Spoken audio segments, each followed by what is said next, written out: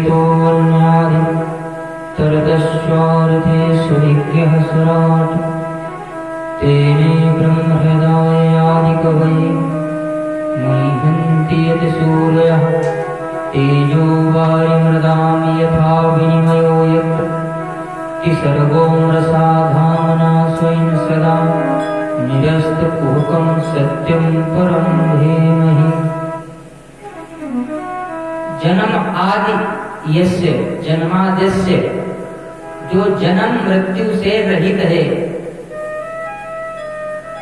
जो स्वयं प्रकाशमान है, सुराट स्वयं प्रकाशित हो रहा है, सूर्य चंद्रमा को भी प्रकाश देने वाला है, जो संकल्प करके ब्रह्मा को भी ज्ञान देने वाला है, और जिसने साकार होकर के जब वो आया द्वापर में ऐसी लीलाएं की कि मुह्यन्ति यत् सूर्या,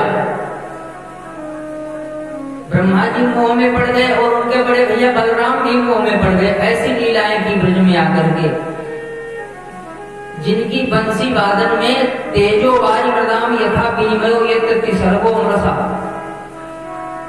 जिनकी बंसी की ध्वनि सुनकर के कल्लोल कलरव करती हुई कालिंदी का जल कुंठित हो जाता था, जम जाता था, और जो पहाड़ पर्वत थे वो गल के बहने लगते थे।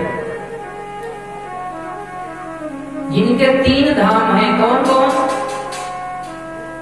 श्री धाम वृंदावन, मथुरा, द्वारिका। इन 3 धामों में जो भक्त हैं वो भी परम सत्य हैं, और ये 3 धाम हैं भगवान के त्रिसर्गो। इन 3 धामों का जो आश्रय ले लेता है उसका कुहक नष्ट हो जाता है, यानी आवागमन नष्ट हो जाता है। इन 3 धामों में अगर कीट पतिंगा भी पहुंच जाए, वृंदावन के लिए है यत्र प्रविष्टो सकलो जंतु आनंद सच्चित घनतानुपैति। वृंदावन में अगर कोई कीट पतिंगा भी पहुंच जाए वो भी सच्चिदानंद स्वरूप हो जाता है। ऐसा वैशिष्ट है उस धाम का। नाम किसी का नहीं लिया, कौन है वो? सत्यम परम धीमहि, वो परम सत्य है। तो सत्य भगवान भोलेनाथ भी हैं, जो शंकर जी के भक्त होंगे शंकर जी की वंदना कर लेंगे, और नहीं तो आदि मध्य अवसाना अमित प्रभाव वेद नहीं जाना।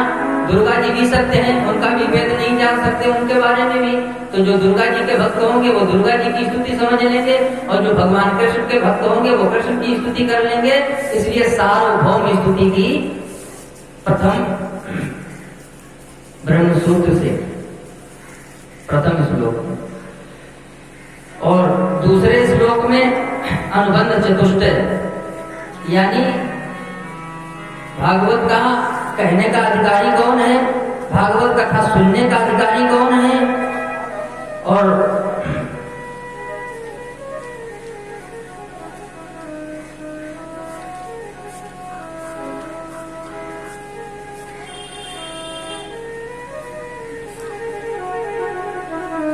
अनुबंध चतुष्टय ब्रह्मसूत्र पहला, कथा तो ब्रह्म जिज्ञासा, और उसके बाद में जन्माद्यस्य। दूसरा जो श्लोक है अनुबंध चतुष्टय, उसमें अधिकारी, विषय, संबंध और प्रयोजन। इसका अधिकारी कौन है कहने का सुनने का, और इसमें विषय क्या है, इसका जीव और ब्रह्म से संबंध, और इसका प्रयोजन। ये अनुबंध चतुष्टय दूसरा श्लोक। तो दूसरे श्लोक में कहा धर्मः प्रोज्झित कयतोऽत्र परमो निर्मत्सरां सदा वेद्यं वास्तु शिवदं तापत्रयो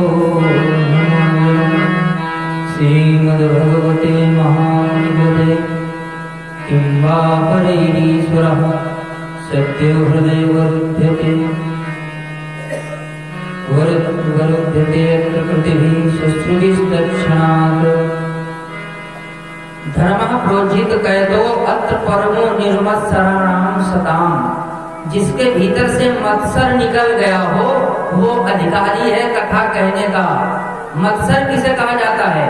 मत श्रद्धा को भी न भवतु इत्यात्मको भावः मत्सरः। मेरे समान कोई दूसरा नहीं है, इसको मत्सर कहा जाता है। और जिसके भीतर मत्सर है वो न कथा कहने का अधिकारी है न कथा सुनने का अधिकारी है। भाई अगर मत्सर होगा तुम्हारे हृदय में, हमारे जैसा कोई विद्वान नहीं, तो तुम कथा सुनोगे ही नहीं, अधिकार ही नहीं। मत्सर निकल जाए तो श्रोता वक्ता दोनों में मत्सर नहीं होना चाहिए। विषय क्या है इसमें? भगवान के ही चरित्रों का वर्णन किया गया है और जीव को परमात्मा से जोड़ने का कार्य भागवत में किया गया है। ये संबंध जीव का ब्रह्म से कैसे संबंध हो, प्रयोजन है जीव को, इसका प्रयोजन है भागवत का पृथ्वी लोक से हम सबको गोलोक पहुंचा देना, ये भागवत का प्रयोजन है। जैसे कहा करते हैं कि हम फैक्ट्री चलने लगे तो हम कथा कराएंगे, पोता हो जाए तो कथा कराएंगे, हम इलेक्शन में खड़े हो रहे हैं और हम जीत जाएं तब कराएंगे। भागवत का फल है भक्ति, भगवान। भागवत से आपको भगवान मिलेंगे, दुनिया की वस्तु नहीं। लेकिन हाँ, श्रद्धा में ये भी कहा गया कि अगर कोई श्रद्धा से, जिसे बालक न हो रहा हो, काक बंध्या हो, और वो 7 दिन तक कथा श्रवण कर ले मन लगा करके और श्रद्धा सहित, तो उसको भी बेटा देने में सक्षम है भागवत। इसलिए हरिवंश पुराण कही जाती है। हरिवंश पुराण में कथा दशम स्कंद, जैसे भागवत में दशम स्कंद है ना, तो दशम स्कंद से मिलती जुलती कथाएं हैं उसमें भी। बोलो राधे राधे। तुम्हारी जो इच्छा है उसकी पूर्ति भागवत कर देगा, तो छोटी मोटी क्यों इच्छा करते हो? अरे भगवान को जब प्राप्त कर लोगे, भगवान मिल जाएंगे, तो वस्तुओं का क्या, वस्तु क्षणिक है, नष्ट होने वाली है। भागवत से अगर आप प्राप्त करना चाहते हो तो गोविंद को प्राप्त करो। भक्ति कैसी हो? निष्काम। निष्काम भक्ति से ज्ञान पैदा होगा, और ज्ञान, जब ज्ञान हो जाएगा कि जगत मिथ्या है, परमात्मा सत्य है, तो वैराग्य अपने आप हो जाएगा जगत से।